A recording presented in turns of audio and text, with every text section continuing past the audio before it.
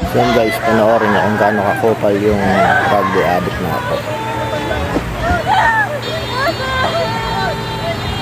Pilit niya pinapako yung jeep. Hindi ko lang alam kung ano yung dahilan yun. Kaya binanatan niya yung matanda.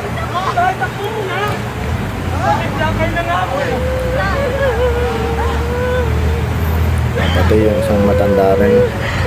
Kaludo dun sa matanda na tinry i-rescue yung mga babae o sagutin.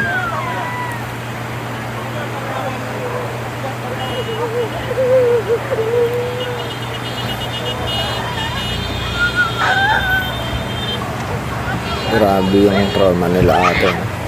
Nanginginig na sa takot.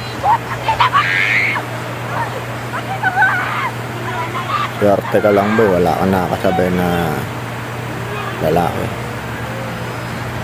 na kayang lumaban o kaya ka ganyan kasi alam mong walang kayang lumaban sa iyo dyan. Hindi ka naman magmamatapang kung alam mong may lalaban sa iyo dyan. Iwan na, kumanda natin.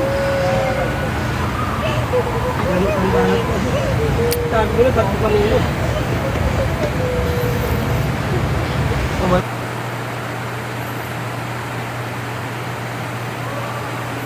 So yun, sana makulong ka.